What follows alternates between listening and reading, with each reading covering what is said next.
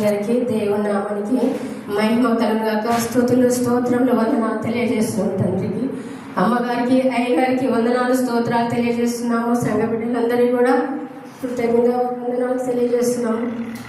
పోయిన శనివారం నాడు నా కొడుకు సంతోష్ కుమార్ అక్కడ కూర్చున్నాడు. నా కొడుకు పరిస్థితి చాలా క్రిటికల్గా ఉన్నది, టెస్టులకు వెళ్ళాలని ఆ డాక్టర్ గారులందరూ కూడా జ్యోతి హాస్పిటల్ మిర్యాలగూడలో చెప్తూ ఉండగా నా కోడలు, నేను, నా కుటుంబ సభ్యులందరం కూడా చాలా బాధతోటి, వేదనతోటి ప్రభునామంలో ఎంతో మొరపెట్టుకుంటున్నాము. ఆ రోజు మధ్యాహ్నకాల సమయంలో నా కోడలికి హాస్పిటల్లో, నా కొడుకు ఫోన్ అక్కడే హాస్పిటల్లో ఉంది, ఇంటి దగ్గర నేను మొరపెట్టుకుంటున్నాను. అమ్మగారి ద్వారా నా కొడుకు గురించి సంతోష్ కుమార్ ఆపదలో ఉన్నాడు, వెంటనే ఫోన్ చేసి మాట్లాడండి అని అయ్యగారు ఫోన్ చేసి నా కొడుకు సేలుకు మాట్లాడి ఉన్నారంట. నేను ఇక్కడ మొరపెట్టుకొని కన్నీరు మున్నీరుగా ప్రార్థన చేస్తున్నాను. ప్రభువా, ఎన్నో కష్టాల నుంచి మేము బయటకు వచ్చినాం ప్రభువా. ఈ రోజు నా కొడుకు ఈ దీన స్థితిలో ఉన్నాడు, అన్నీ కూడా నార్మల్ రిపోర్ట్లు రావాలి తండ్రి అని నేను ఆ తండ్రికి మొరపెట్టుకొని కన్నీరు మున్నీరుగా ప్రార్థన చేస్తున్నాను. అప్పుడు అయ్యగారు మాట్లాడి ఉన్నారంట, అత్తయ్య మీరు అయ్యగారికి ఏమన్నా ఫోన్ చేసి మాట్లాడినారా బావ గురించి అని అంటే, లేదమ్మా నా దాంట్లో ఈరోజు బ్యాలెన్స్ అయిపోయిందని చెప్పినాను. అయ్యగారు ప్రార్థన చేసి ఇట్లా సంగతి అని సంతోష్ కుమార్కి ఇలా ఉన్నదని చెప్పి ఉన్నారని అంటే, నార్మల్ రిపోర్ట్లు వస్తాయమ్మా, ఏం భయపడకండి, అమ్మగారి ద్వారా మాట్లాడి ఉన్నారని చెప్పి అప్పుడు మమ్మల్ని ధైర్యపరిచింది. అయ్యగారు ఫోన్ చేసి మాట్లాడి అమ్మగారి ద్వారా ఆ దేవుడు ఎంతో గొప్పగా మాట్లాడినాడంట. నేను అనుకుంటా, నా భర్త 18 సంవత్సరాలు పెరాలసిస్ వచ్చి ఒక డాక్టర్ ఆయన మిర్యాలగూడలో చెయ్యని ఆపరేషన్ అంటూ లేదు, ఇప్పుడు వచ్చి కారులోనే ఉన్నారని తీసుకొచ్చే స్థితిలో నేను లేకపోయింది నా కొడుకు కోసము. ప్రభువా, నా కొడుకు నా కుటుంబాన్ని 7 మనుషులను కాపాడుతున్నాడు. 18 సంవత్సరాలు పసివాడి దగ్గర నుంచి నా కొడుకు మమ్మల్ని కాపాడుతున్నాడు, అన్నం పెడుతున్నాడు. ఈ రోజు అయ్యగారితో మాట్లాడాడు. ఆ రోజు ఒక రోజు వచ్చినప్పుడే నేను అనుకున్నాను, నా కొడుకు ఎందుకు ఈ స్థితిలో ఉన్నాడు, ఎవరు కనుబడిందో, ఎందుకు, ఎంతో తెలివైన వాడు, చిన్నప్పుడే ఎన్నో కష్టాలు అనుభవించి తల్లిని బతికించుకున్నవాడు, 2 పెళ్లిళ్ళు చేసిండు, 5 పిల్లలకు పురుళ్ళు పోసుకున్నాం నా కొడుకు నేను కలిసి. ఈ రోజు నా కొడుకు మీద ఏ కన్ను పడిందో ప్రభువా, నా కొడుకు నా కుటుంబాన్ని కాపాడే అంత శక్తిని నాకు ఇవ్వండి, నా కొడుకుకి ఇవ్వండి ప్రభువా అని నేను మొరపెట్టుకొని కన్నీరు మున్నీరుగా ప్రార్థన చేస్తున్నాను. సంతోష్ కుమార్ చూడు, సంతోష్ కుమార్ చూడు, సంతోష్ కుమార్ చూడు, ఇరుగు పొరుగు బలగం బంధుత్వం అంతా కూడా నా కొడుకును చూడు చూడని ఈ రోజు వాడిని చూడలేని దీనస్థితిలో అక్కడ కూర్చున్నాడు. ఒక హీరో లాగా ఉండేవాడు. దేవుడు నా కొడుకు ఎంత అంత చందాలుగా నువ్వు ఇచ్చిండు, నాకు ఒక కుమార్తె రానైనాదా. ఆ రోజు నా కొడుకు ఈ స్థితిలో ఉండేసరికి నేను భరించలేకపోయినా. ఈ ఆదివారం ఈ రోజు నేను ఎందుకు వచ్చినానంటే, నా కొడుకు నా కుటుంబాన్ని పోషించేవాడిని నా దేవుడు బతికించిండు. నిన్నటి శనివారం, పోయిన శనివారం నా కొడుకు ఐసీయూలోనే ఉన్నాడు. ఆ రోజు అయ్యగారు మాట్లాడినాడు. ఆ రోజు విన్న తర్వాత, ప్రభువా అన్నం పెట్టి నా కుటుంబాన్ని, నా కొడుకును రక్షించి ప్రాణాలతోటి క్షేమంగా ఇంటికి రప్పించండి. వెంటనే నేను ఆదివారం నాడు నాకు చేతనైనంత వరకు 25 కేజీల బియ్యం బస్తా తీసుకొని నా కొడుకుని తీసుకొని సాక్ష్యం చెప్పుకొని, నీ మాట వినడందుకు, నీ ప్రేమ పొందడానికి వచ్చిన బిడ్డలకు ఒక పూట భోజనం నేను పెట్టుకోవడం అవకాశం నాకు కల్పించు తండ్రి ప్రభా. నా భర్తను తీసుకొని నేను ఎలా రావాలి, నా కార్లో కూర్చున్నా పర్వాలేదు అనే ఉద్దేశంతో తీసుకొని నా కొడుకుని తీసుకొని ఈరోజు పైన వారు ఎంతో కృంగి కృషించున్నారు మమ్మలను. ఈ రోజు నా కొడుకు ఇక్కడికి వచ్చి దేవుని నామం ముందు సాక్ష్యం చెప్పుకునే అవకాశాన్ని ఆ తండ్రి కలగజేసిన అంటే అమ్మ ప్రార్థన, అయ్య ప్రార్థన.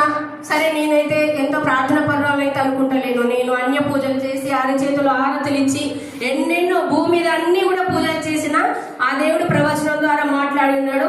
అమ్మ, నువ్వు భూమి మీద అన్ని పీఠములు పొందిన, నా బలిపీఠం ఒకటే వెళ్తున్నది కాబట్టి నేను నిన్ను పట్టుకున్నా, నేను నా ప్రార్థనలోకి నాలోకి తెచ్చుకున్నా. అంటే నేను 2010లో బాప్టిజం తీసుకున్నాను.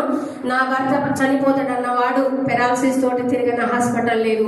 ఈ రోజు వచ్చి ఉన్నాడు, తనని తీసుకురాలేకపోయినా బయట కార్లో ఉన్నారు. దైవ చిత్తం ఉంటే అమ్మను అయ్యను దర్శించడానికి ఆయనను తీసుకొచ్చే అవకాశం ఉంటే ఇక్కడ తీసుకొచ్చి చూపిస్తాను. నా కొడుకును ఈ నార్మల్ రిపోర్ట్లు వచ్చినందుకు దేవునికి మహిమ కలుగుగాక. కృతజ్ఞత స్తుతులు స్తోత్రంలో హల్లెలూయా. దేవుడు ఆశ్చర్యకరుడు, అద్భుతకరుడు, ఎన్నో మేలు చేసేవాడు. దీవులకు దీవాలు లేని వాళ్ళకందరికీ కూడా దీవెనలు కుమరించే నా తండ్రి.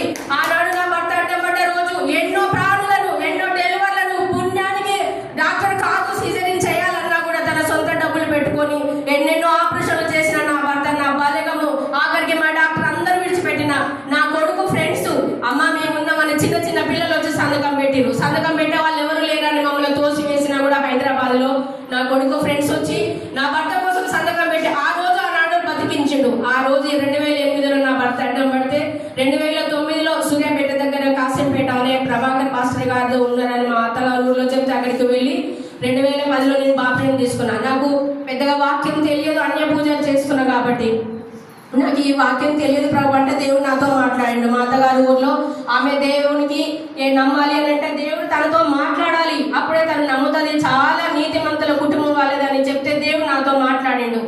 బాప్టిజము పరలోక రాజ్యంలోకి నన్ను తీసుకొని వెళ్ళి సువర్ణాక్షరములతో లిఖితమైనది, పలానా ఆంజనేయులు భార్య బాప్టిజం తీసుకోవాల్సిందే అని అంటే ఆ దర్శనం వచ్చినది అన్న పాస్టర్ గారికి నేను చెప్తే అమ్మ నువ్వు బాప్టిజం తీసుకోవాలని చెప్పి ఉన్నాడు. ఆ రోజు ఆ రీతిలో మాట్లాడి ఎన్నెన్నో విషయాలతోటి నా కొడుకు నా కూతురు పెళ్లి రెండు ఒకటే సాధేసిన. నా పైసా దమ్ముడి కానీ లేదు, నా భర్త సంపాదించింది, కోట్ల ఆస్తి అంతా పోయింది, మాకు ఏమీ లేదు. ఆ స్థితిలో నా కొడుకు ధైర్యం వహించి fast food centre Huzur Nagar లో పెట్టుకొని మేము కష్టపడి సంపాదించి నా బిడ్డను ఉట్టిగా చేసుకుంటా అన్నా కూడా వాళ్ళు మేము అలా చేయమని నా కొడుకు నేను సంపాదించి 2 గుంటల ప్లాట్ ఇచ్చి 10 లక్షలు పెట్టి దేవుడికి మహిమ కలుగును గాక గుట్ట మీద తాళి కట్టించమన్న జనుల ముందు వాళ్ళ పిల్లలు మొన్న కరోనాలో ఏ జనం లేకుండా నోరు మూసుకొని వాళ్ళు తాళి కట్టించుకున్నారు. కానీ నా దేవుడు ఎంత గొప్పగా 1 లక్ష రూపాయలు పెట్టి నా బిడ్డల ఊరేంపుకి 10 లక్షలు పెట్టి మిర్యాలగూడెంలో అంగరంగ వైభవంగా డాక్టర్ కాలనీ మొత్తం చుట్టపక్కల మొత్తం ఎవరు కూడా మాకు సహాయం చేయలేని స్థితిలో ఉంటే నా కొడుకు నాకు ఆ ధైర్యం ఇచ్చి 2 పెళ్లిలు ఒక్కదాన్ని డబ్బుల బ్యాగ్ వేసుకొని ఏ సంతకం లేకుండా ఏ వస్త్రాలు పత్రాలు పెట్టుకోకుండా మాకు డబ్బులు ఇచ్చి ఆ రోజు నా భర్తను బతికించారు. నా పిల్లల పెళ్లిళ్ళకు కూడా దేవుడు సహాయం చేసిండు. నేను కాకపోతే ప్రతి వారం చర్చికి వెళ్ళలేకపోయినా నా హృదయమే నా తండ్రి ఆలయంలో చేసుకొని ప్రతినిత్యము ఒకవేళ చెప్పుకోకూడదు నేను స్నానం చేస్తున్న ఏ క్షణంలోనైనా తండ్రిని విడనాడకుండా నేను ప్రార్థన తప్ప నాకు ఇంకో మాట మాత్రం లేదు. ఈ రోజు నా కొడుకు నా 3 పిల్లలకి వాడి భార్యకి తల్లికి నా కొడుకు అన్నం పెట్టేవాడు. ఏ కనుబట్టదో నా కొడుకు ఇలా అయిపోయిండు, నా కొడుకును బతికించు ప్రభువా, నీకొచ్చి నేను గొప్ప అద్భుతమైన సాక్ష్యము ఆరోగ్యమ్మ గారి అయ్యగారి దగ్గరికి వచ్చి సాక్ష్యం చెప్పుకొని నాకు తోచినంతగా నేను నా కొడుకు మాకు అన్నం పెట్టినందుకు నీకు సాక్ష్యం చెప్పుకుంటా నాయన అని నేను ఇంత లేట్ అయినా కూడా నేను ఇది దగ్గరికి వచ్చినాను. ప్రభు నామానికి వందనాలు స్తోత్రాలు కృతజ్ఞతాస్తుతులు తెలియజేసుకుంటున్నాను. అమ్మగారికి అయ్యగారికి వందనాలు స్తోత్రాలు. నేను పడిన బాధలు ఇంత అంత కాదు, అయినా కూడా దేవుడు మమ్మల్ని ధైర్యపరిచిండు. ఏ బలగ బంధుమిత్రుల ధైర్యం లేకుండా నా కొడుకు నన్ను నా కోడల్ని నా పిల్లల్ని నిలబెట్టిండు. గొప్ప ఉన్నతమైన స్థాయిలో నా బిడ్డకు నా కొడుకు జీవితాలు ఇచ్చిందంటే ఈ మధ్యలో ఈ కష్టం వచ్చి నా కొడుకు ఈ రీతిలో బాధపడుతుంటే కన్న తల్లిగా తట్టుకోలేక నా ప్రభువును పాదాలు పట్టుకుని బ్రతులాడు అడిగి పెట్టుకుని ప్రార్థన చేసుకున్నాను. ఈ రోజు ఖచ్చితంగా నా తండ్రి నా పిల్లల కుటుంబ సమేతంగా వస్తా ప్రభువా సాక్ష్యం చెప్పుకుంటాను, నేను వచ్చి సాక్ష్యం చెప్పుకుంటున్నాను. చిన్న సాక్ష్యం దేవుడు ఆశీర్వదించును. చాలా సంతోషం. ఒక్క నిమిషం. వీళ్ళ ఇతను ఐసీలో ఉన్నాడండి. వీళ్ళ కుటుంబం కోసం మేము ఎప్పుడు కాల్ చేసేవాళ్ళం కాదు. మాకు చాలా మంది మాకే కాల్ చేస్తారు. తిరిగి కాల్ చేసే టైం ఉండదు, మాకు గుర్తు కూడా ఉండదు. కానీ ప్రార్థించినప్పుడు దైవ సేవకురాలు నుంచి ప్రవక్తల నుంచి మాట్లాడుతున్నాడు. ఈ బాబు ఐసీలో వెరీ క్రిటికల్ కండిషన్లో ఉన్నాడు, ఇమ్మీడియట్గా కాల్ చేసేసి ప్రార్థించండి, ఆ కుమారుడు బ్రతుకుతాడు, లేకపోతే ఇబ్బంది పడతారని దేవుడు అమ్మగారిలో నుంచి చెప్పినప్పుడు నేనే స్వయంగా కాల్ చేసేసి దైవ సేవకుల ద్వారా ప్రార్థన చేసిన విషయాన్ని చెప్పాను.